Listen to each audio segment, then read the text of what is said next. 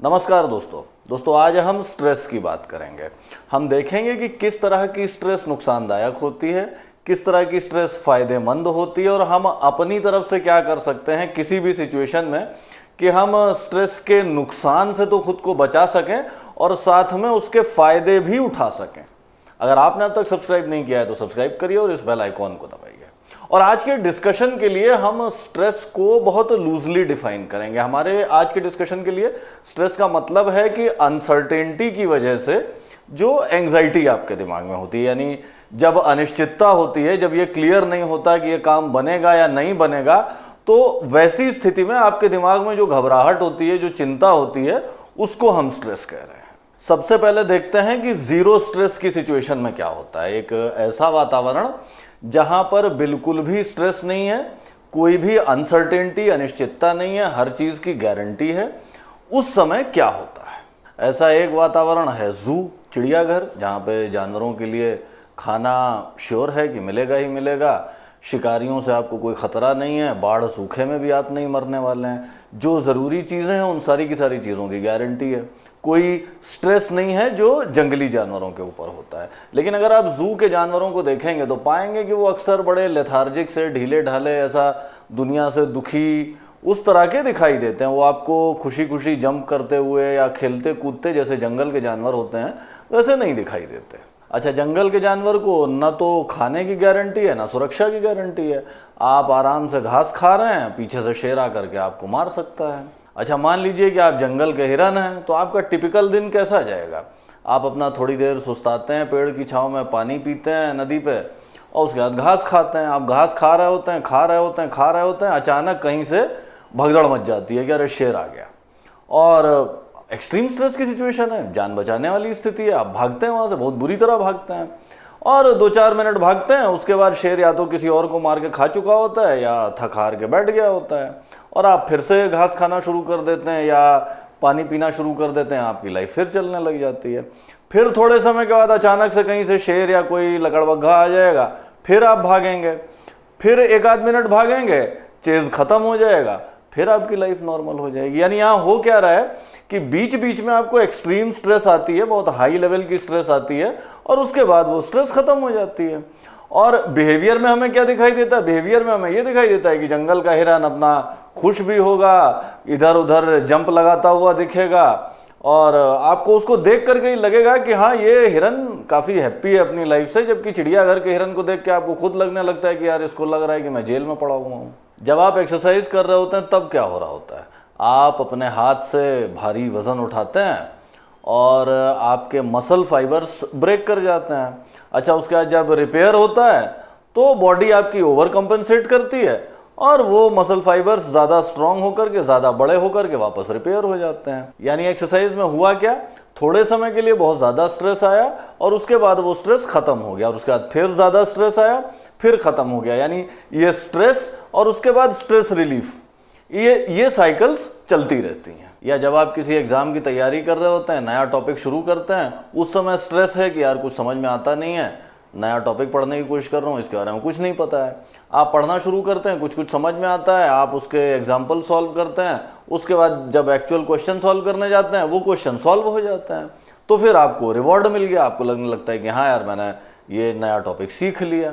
यानी high stress हुआ और उसके बाद आपको रिवॉर्ड मिल गया। ये हाई स्ट्रेस और रिवॉर्ड, ये स्ट्रेस रिवॉर्ड की साइकिल्स काफ़ी सारे सिस्टम्स में हमें दिखाई देती हैं। यानी एक प्रकार का स्ट्रेस तो ये है जिसमें थोड़े समय के लिए हाई स्ट्रेस और उसके बाद स्ट्रेस खत्म हो जाता है, आपको रिवॉर्ड मिलता है, और ये साइकिल्स चलती रहती हैं, stress reward, stress reward, stress reward. Nature में हमें अक्सर इसी तरह का स्ट्रेस देखने को मिलता है, थोड़े समय के लिए हाई स्ट्रेस, फिर स्ट्रेस खत्म हो गया, आपको रिवॉर्ड मिल गया। लेकिन हम इंसानों की लाइफ में दूसरे प्रकार के स्ट्रेस भी आते हैं। मान लीजिए कि आपको ये स्ट्रेस है कि मैं इस महीने अपना रेंट दे पाऊंगा या नहीं। अब ये स्ट्रेस तो आपकी महीनों चलेगी, तब तक चलेगी जब तक या तो आपकी अर्निंग इतनी नहीं बढ़ जाती कि आप कंफर्टेबली रेंट दे सकें, या आप कहीं और जाकर के नहीं रहने लगते जहां रेंट कम हो, या फिर आपको इस वजह से स्ट्रेस है कि कहीं मेरी गर्लफ्रेंड मुझे छोड़ करके ना चली जाए। अब ये स्ट्रेस तो ऐसा स्ट्रेस है कि आपके सर पर महीनों रहेगा, तब तक रहेगा जब तक आपकी गर्लफ्रेंड या तो एक्चुअली आपको छोड़ के नहीं चली जाती, या फिर आप ही इस डर के ऊपर काबू नहीं पा लेते, या फिर आपको कोई और ऐसा मिल जाता है जिसके साथ आपको ये डर नहीं लगता, या आपको जॉब का स्ट्रेस कि मुझे जॉब नहीं लगी है, ये स्ट्रेस भी महीनों महीनों चलेगा, क्योंकि जब तक आपको जॉब नहीं लग जाती तब तक आप स्ट्रेस में रहेंगे। यानी हमने यहाँ पर दो तरह की स्ट्रेस की बात की, एक तो थोड़े समय के लिए हाई स्ट्रेस फिर रिवॉर्ड, फिर हाई स्ट्रेस फिर रिवॉर्ड, फिर हाई स्ट्रेस फिर रिवॉर्ड, इसको हम कहते हैं पीरियोडिक स्ट्रेस। और दूसरी हाई स्ट्रेस लंबे समय के लिए, इसको हम कहते हैं क्रोनिक स्ट्रेस। हमें ये देखने में आता है कि पीरियोडिक स्ट्रेस की सिचुएशंस जो हैं वो आपको स्ट्रांग बनाती हैं, सिस्टम को मजबूत करती हैं, चाहे आप मसल बिल्डिंग में देख लें या कोई एग्ज़ाम पास करने में देख लें या जानवरों का, वाइल्ड एनिमल्स की लाइफ देख लें।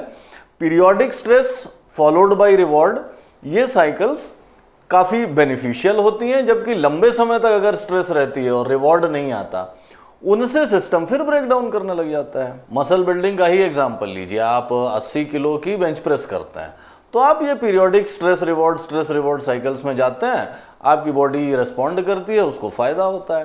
अब आप 80 किलो की बारबेल अपने हाथ में पकड़ करके चेस्ट के ऊपर रख करके बेंच पे लेट जाइए और दिन भर लेटे रहिए, थोड़े ही समय में क्या होगा, आपके हाथ पैर हड्डी पसली सब टूट जाएंगे। यही हाल लंबे समय तक चलने वाली स्ट्रेस में होता है, आपका सिस्टम टूट जाता है। पीरियोडिक स्ट्रेस यानी थोड़े समय के लिए हाई स्ट्रेस हुई और उसके बाद स्ट्रेस खत्म हो गई, आपको रिवॉर्ड मिल गया, स्ट्रेस रिलीव हो गई, और उसके बाद फिर हाई स्ट्रेस हुई, फिर रिवॉर्ड मिल गया। वो साइकिल्स तो आपको फायदा करती हैं, लेकिन अगर हाई स्ट्रेस लंबे समय तक रहती है तो फिर वो हाल वैसा ही हो जाता है कि आप बहुत सारा वजन लेकर के दिन भर 24 घंटे तक खड़े रहते हैं, आपका शरीर बिल्कुल गड़बड़ हो जाएगा, आपका सिस्टम ब्रेक डाउन कर जाएगा। मजे की बात यह है कि किसी भी टारगेट तक बेबी स्टेप्स में पहुंचने वाला जो तरीका है उसमें भी आप यही कर रहे होते हैं, आप पीरियोडिक स्ट्रेस रिवॉर्ड वाली साइकिल से क्रिएट कर रहे होते हैं। मान लीजिए कि मैं कोई एग्जाम क्लियर करना चाहता हूं, अब एग्जाम पास करने में तो 4-6 महीने लगते हैं, साल भी लग सकता है। अगर आप अपने आप को एग्जाम पास करने के बाद ही रिवॉर्ड करेंगे तो फिर ये क्रोनिक स्ट्रेस वाली सिचुएशन हो जाती है और आपका सिस्टम ब्रेक डाउन कर जाएगा। लेकिन अगर आप इसको छोटे छोटे बेबी स्टेप्स में तोड़ देते हैं, तब आप क्या कर रहे होते हैं, तब आप ये पीरियोडिक स्ट्रेस और रिवॉर्ड की साइकिल क्रिएट कर रहे होते हैं।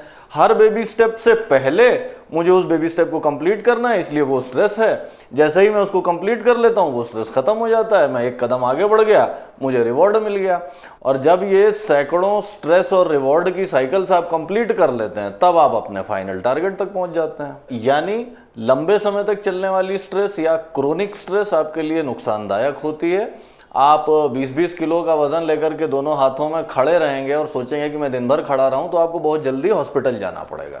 जबकि उन्हीं 20-20 किलो के वजन से आप एक्सरसाइज करेंगे, पीरियोडिक स्ट्रेस रिवॉर्ड की साइकिल्स अपनी बॉडी को देंगे तो बॉडी स्ट्रांग बनेगी, आप फिट बनेंगे। यानी किसी भी काम को करने के लिए उसको छोटी छोटी स्ट्रेस रिवॉर्ड साइकिल्स में तोड़िए।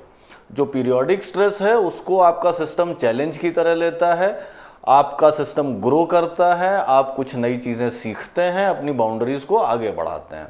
लेकिन अगर आप एक बहुत बड़ा ब्लॉक ऑफ स्ट्रेस लेना चाहते हैं या एक प्रोलॉन्ग्ड स्ट्रेस या क्रोनिक स्ट्रेस लेते हैं, तब आपका सिस्टम ब्रेक डाउन कर जाता है। इस अंतर को समझना बड़ा ज़रूरी है। आज के एपिसोड में इतना ही। अगर आपको ये एपिसोड अच्छा लगा तो दोस्तों के साथ शेयर करिए, लाइक और कमेंट करिए, और अगर आपने अब तक सब्सक्राइब नहीं किया है तो सब्सक्राइब करिए और इस बेल आइकॉन को दबाइए। जल्दी मिलते हैं एक नए एपिसोड के साथ, तब तक के लिए बाय बाय।